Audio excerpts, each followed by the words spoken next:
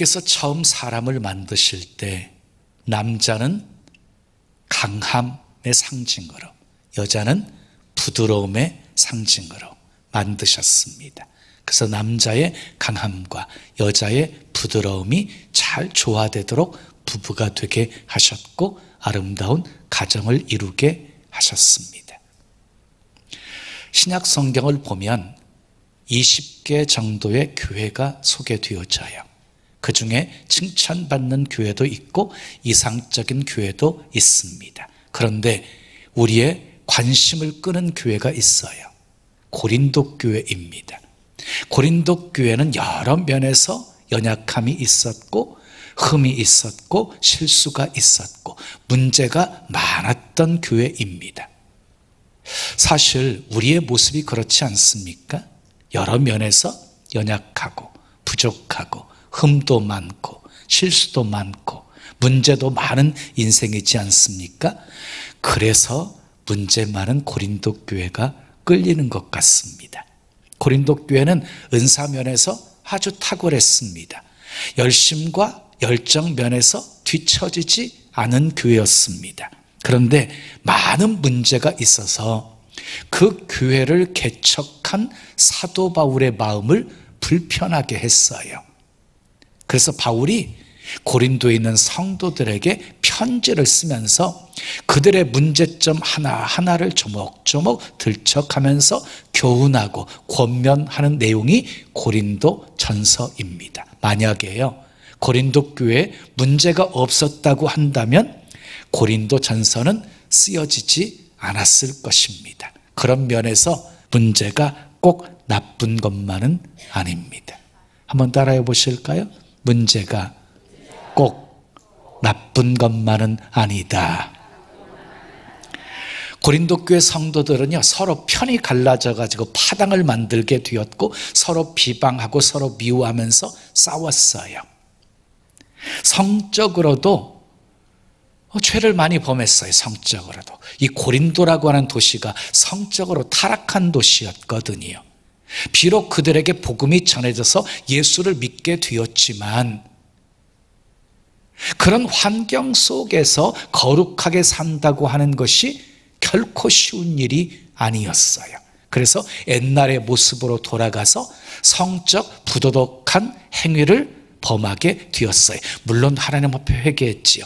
회개하고 또 죄짓고 또 울면서 회개하고 기도하고 또 죄짓고, 이것이 고린도 교회 성도들의 모습이었습니다. 거기다가요, 당사자들끼리 충분히 협의해서 해결할 수 있는 문제도 법정으로 끌고 갔어요. 예수 믿지 않는 법관 앞에서 내가 잘했다, 저거 내 거다, 내 재산이다 이러면서 싸웠어요. 그러니까 얼마나 부끄러운 모습이었습니까? 그뿐 아니었어요. 고린도 교회 안에는요, 이혼의 문제, 재혼의 문제, 독신의 문제, 우상 제물에게 바친 고기를 먹는 문제, 그리고 은사를 활용함에 있어서 교회의 은사로 인해서 혼란하게 되어진 문제, 아주 다양한 모습들, 문제라는 문제는 고린도 교회에 다 있었다. 또한 고린도 교회 이단까지 들어와 가지고요, 성도들의 믿음을 흔들었어요. 예수가 다시 부활했다고 다 거짓말이다. 어떻게 죽은 자가 다시 살아날 수 있느냐. 이단들이 이렇게 흔드니까요, 고린도 교회 성도들의 믿음이 흔들려 가지고 예수님의 부활조차도 의심하게 되었습니다. 자, 이런 일들이 왜 발생하게 되었어요? 영적인 어린 아이와 같았기에 그랬던 거예요. 고린도 교회 성도들의 모습은요, 어린아이 같이 생각하는 것도 어린아이 같고 말하는 것도 어린아이 같고 깨닫는 것도 어린아이 같아서 그런 문제가 발생하게 된 것입니다.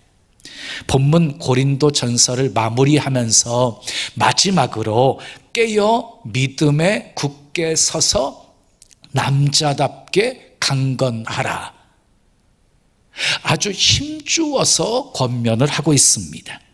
하나님은 우리가 남자답게 강건하기를 원하십니다. 아멘. 남자다운 강인함, 남자다운 용기, 남자다운 힘을 가진 성도가 되기를 원하십니다.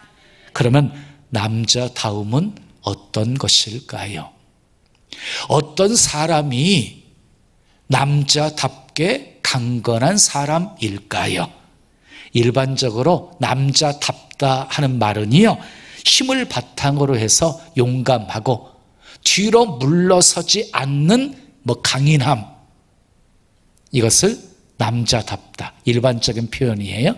그런데 성경에서 남자답다는 말은요, 어떤 상황 속에서도 신앙의 절개를 지키며 뒤로 물러서지 않는 신앙의 강한 힘, 그것을 남자답다 이렇게 표현하면, 쉽게 표현하면은요, 믿음의 대장부가 되라는 것입니다.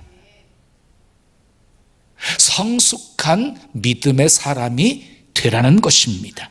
모든 사람을 포용하고 상대방의 허물과 약점을 덮어줄 수 있는 넓은 마음을 가진 사람, 죄를 거부할 줄 아는 사람, 손해를 보더라도 하나님의 이름에 욕되게 하지 않는 사람, 진리의 말씀 굳게 붙잡고 요동하지 않는 사람, 믿음을 지키기 위해서 희생을 각오할 줄 아는 사람이 되라는 것입니다.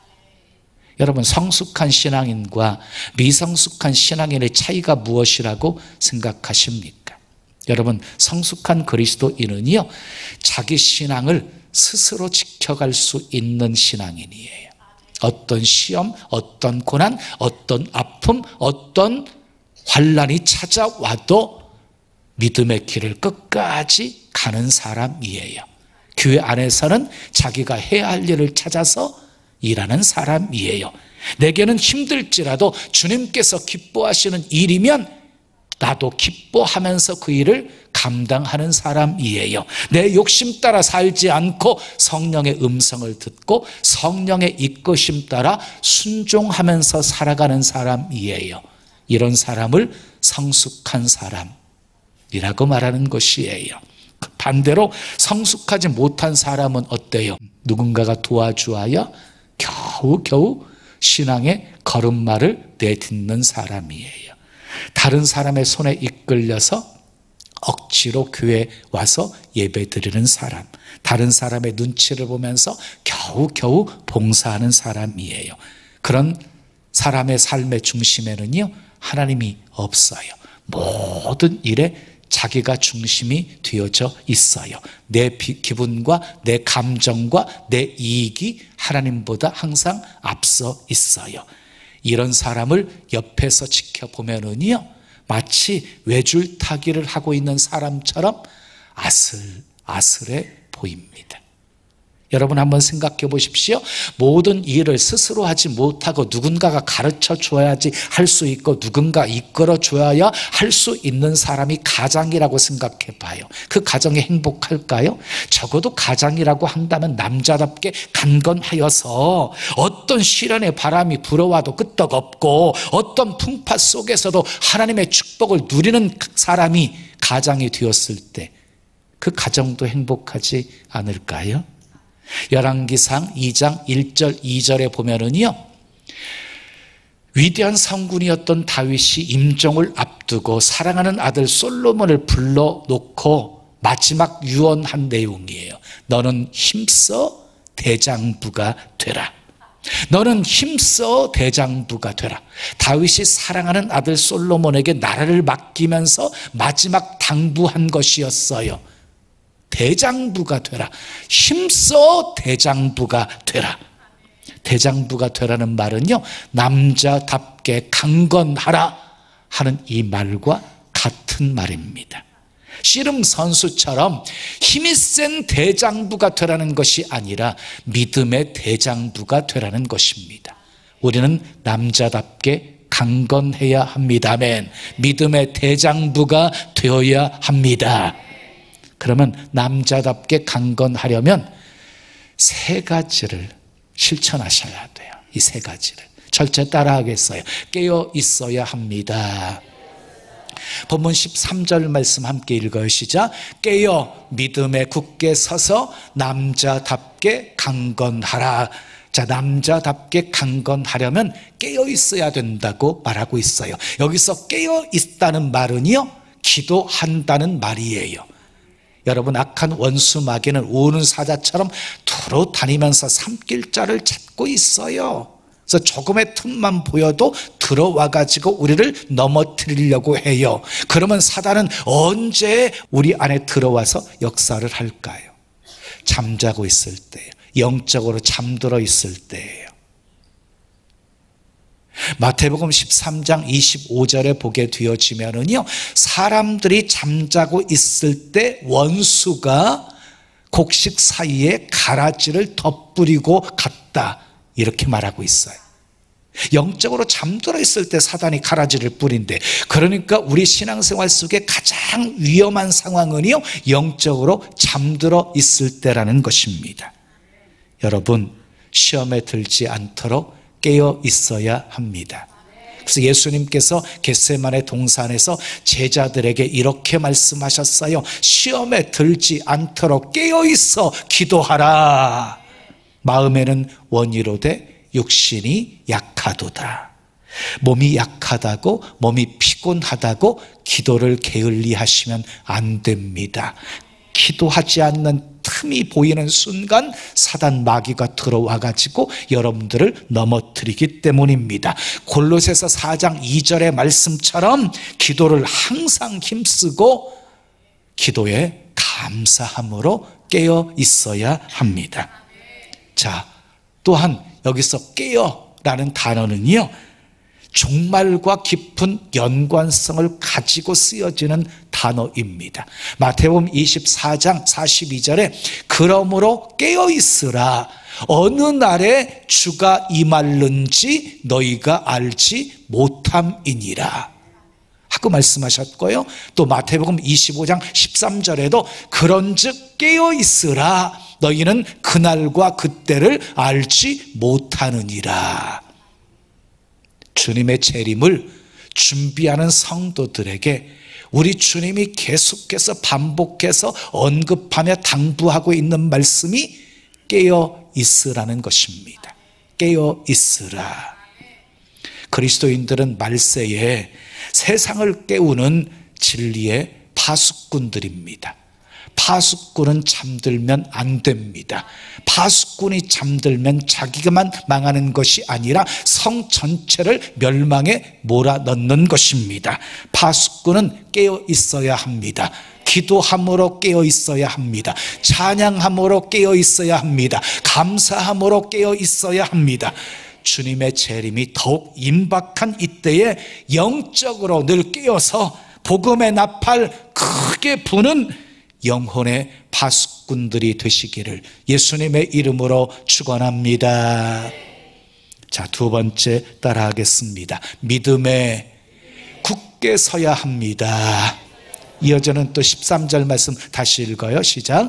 믿음에 굳게 서서 남자답게 강건하라. 남자답게 강건하려면 믿음에 굳게 서 있어야 된다는 거예요. 믿음에 굳게 서 있으라는 말은 무슨 말이냐면요, 거짓 가르침에 현혹되지 말고 어떤 고난과 환난 속에서도 끝까지 믿음의 길을 가라는 거예요. 물론 그 길에는 깊은 웅덩이도 있고 수렁도 있습니다. 음침한 사망의 골짜기도 있습니다. 수많은 장애물과 유혹도 있습니다. 그러나 그럼에도 불구하고 끝까지 믿음으로 그 길을 가는 것, 이게 믿음에 굳게 서 있는 모습이라는 것이에요. 사도 바울이 그런 삶을 살았습니다.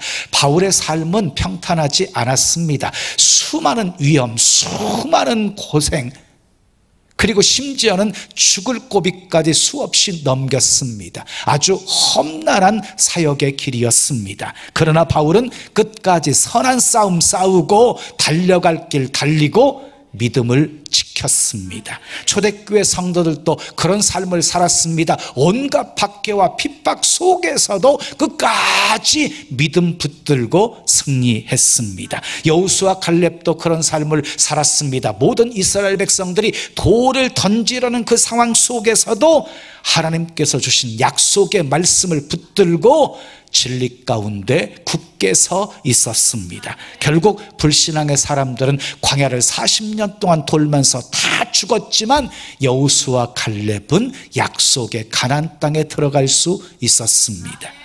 그래서 요한일서 5장 4절은 이렇게 말씀합니다. 무릇 하나님께로부터 난 자마다 세상을 이기느니라. 세상을 이기는 승리는 이것이니 우리의 믿음이니라. 또 히브리서 13장 38절에도 이런 사람은 세상이 감당하지 못하느니라. 사랑하는 여러분, 깨어서 기도하시고 아멘.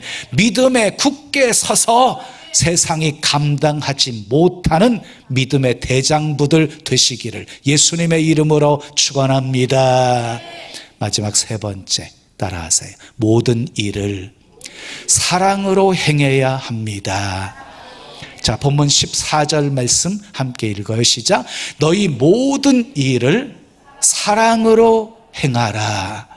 남자답게 강건하려면 모든 일을 사랑으로 행하셔야 합니다. 자, 우리는 흔히 남자답다 하는 말을 사용할 때 힘이 세고 강한 것을 연상하게 되어지지요. 그러나 성경에서 남자답다고 하는 것은요, 오히려 사랑스러운 모습을 말하고 있습니다. 여러분, 성경에 남편들에게 자주 권면하시는 말씀이 있어요. 빠지지 않고 등장하는 말이 뭐예요? 아내를 사랑하라. 이 말이에요. 아내를 사랑하라. 남편의 가장 아름다운 모습은 아내를 사랑하는 것입니다. 왜 남자들은 아멘 하나도 안 하고 여자들만 아멘해요? 자, 다시 한번 기회를 드릴게요. 가장 남자다운 모습은 아내를 사랑하는 것이다.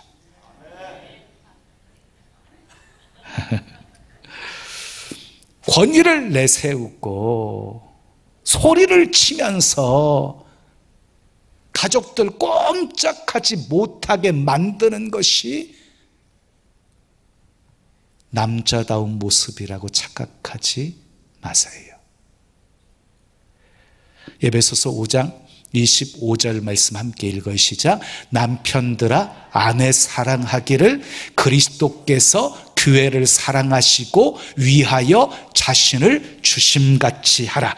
예수님께서 교회를 사랑하셔서 자신을 주심과 같이 아내를 그렇게 사랑하라는 것입니다. 그렇게 사랑하는 것이 남편의 의무라는 것입니다. 여러분 기억하세요. 너무 강하면 부러져요. 부드러움을 함께 겸비하셔야 돼요. 그러므로 남자답게 강건하기 위해서 절대적으로 필요한 요소가 있는데 그것이 무엇입니까? 사랑입니다. 사랑. 사랑은 남을 이해하고 그리고 사랑은 남을 배려합니다. 사랑은 내 유익을 구하지 아니하고 상대방의 유익을 구합니다. 어떤 사람이 신앙생활 잘하는 사람입니까? 사랑으로 행하는 사람입니다. 어떤 사람이 능력 있는 사람입니까? 사랑으로 행하는 사람입니다. 흔히 기독교를 사랑의 종교라고 말합니다. 맞습니다. 우리의 사랑도 우리의 신앙도 하나님의 사랑으로부터 시작이 되었기 때문입니다. 하나님이 우리를 사랑하셔서 독생자를 우리에게 보내주셨습니다. 십자가에 죽게 하셨습니다. 하나님을 사랑의 본체라고 말한다면 이 땅에 오신 예수님은 사랑의 실체입니다. 사랑의 실체이신 예수님이 우리에게 새 계명을 주셨습니다. 그 계명이 무엇입니까? 서로 사랑하라입니다. 서로 사랑하라. 그러므로 우리가 가장 힘써야 할 것은 사랑하는 것입니다. 사랑하는 것보다 더 가치 있는 것 없고 사랑하는 것보다 먼저 해야 할 일도 없습니다. 세상에서 아무리 위대한 일을 하는 사람이라 할지라도 사랑이 없으면 아무 소용 없습니다. 천사의 말을 할지라도 사랑이 없으면 아무 소용 없습니다. 그러므로 우리 모든 삶의 축은 사랑이어야 합니다. 사랑으로 움직여야 합니다. 사랑으로 살아야 합니다. 사랑으로 사역해야 합니다. 하나님을 사랑하기에 하나님의 일을 해야 하고 이웃을 사랑하기에 이웃을 위해서 일해야 하는 것입니다. 사랑은 세상을 변화시키는 능력입니다. 우리가 모든 일을 사랑으로 행하면 믿지 않는 수많은 세상 사람들이 우리를 예수님의 제자로 인정해 줄 것입니다. 그러면 어떻게 사는 것이 사랑으로 사는 것일까요? 어떻게 사는 것이 사랑으로 사는 것일까요? 아멘을 준비하십시오. 내가 먼저 용서하고, 아멘. 내가 먼저 이해하는 것입니다. 내가 먼저 웃어주고 내가 먼저 가슴을 열어 품어주는 것입니다. 내가 먼저 손해보고 내가 먼저 양보하는 것입니다. 내가 먼저 섬겨주고 형제의 허물을 감싸주고 덮어주는 것입니다. 나를 핍박하는 사람을 위해서 기도해주고 나를 못살게 괴롭히는 사람을 오히려 축복해 주는 것입니다. 모든 일을 사랑으로 행하십시오. 우리 그리스도인들은 약한 자가 아닙니다. 세상을 정복해야 될 하나님의 백성이요 예수 그리스도의 제자입니다. 우리는 강해야 합니다. 남자처럼 강해야 합니다. 십자가의 군병이 되어야 합니다. 그래야 영적 싸움에서 승리할 수 있습니다. 그런데 요즘 교회는요 십자가의 군병을 길러내지 못하고 있습니다. 수년 동안 교회 출석하고 목사님의 설교 말씀을 듣고 교회 직분을 가지고 교회에서 봉사는 하고 있지만 초신자와 전혀 다를 바 없는 신자들이 많습니다. 기저귀가 젖었는지 가끔 들춰 봐줘야 되고 이 베이비 파우더로 토닥토닥 때로는 발라줘야 하고 우유가 너무 뜨겁지는 않은지 볼에 대봐줘야 하고 장난감으로 늘 같이 놀아주어야 만족해하는 성도들이 너무 많습니다. 주님은 우리가 십자가 군병이 되어서 영적 싸움에서 늘 승리하기를 원하시는데 교회가 군대가 아니라 신생아들로 가득 찬 산부인과 병원처럼 되어가고 있지는 않은지 걱정이 됩니다. 신생아는요 아무리 많아도 악한 원수마귀 하나도 대항해서 물리칠 수 없습니다. 그러니 마귀는 신생아들로 가득 찬 교회의 모습을 보면서 얼마나 즐거워하겠습니까? 사랑하는 여러분, 주님의 요구를 명심하십시오. 남자답게 강건하라. 남자답게 강건하라. 우리는 신생아 수준에 머물러 있어서는 안 됩니다. 아멘. 성장하여 성숙한 그리스도인이 되셔야 합니다. 남자답게 강건해야 합니다. 믿음의 대장부가 되어야 합니다. 마귀를 두려워하는 존재가 아니라 마귀가 두려워하는 존재가 되어야 합니다. 남자답게 강건할 수 있는 비결 3가지 잊지 말고 기억하십시오. 깨어 있어야 합니다. 믿음에 굳게 서 있어야 합니다. 모든 일을 사랑으로 행해야 합니다. 깨어 기도하시고 아멘. 믿음에 굳게 서시고 사랑으로 세상을 변화시켜 세상이 감당하지 못하는 믿음의 대장부들 다 되시기를 예수님의 이름으로 축원합니다. 축원합니다. 매일 365 새벽 기도로 은혜를 전하며 세상을 향한 희망의 종소리를 울리고 saw God and then brought a dead bird back to life. No, I didn't. God.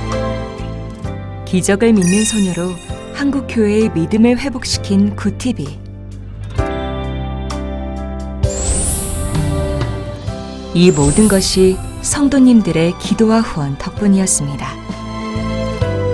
다시 복음으로 새롭게 하기 위한 구티비의 선교 사역을 위해 복음 스튜디오의 등불을 밝혀주세요.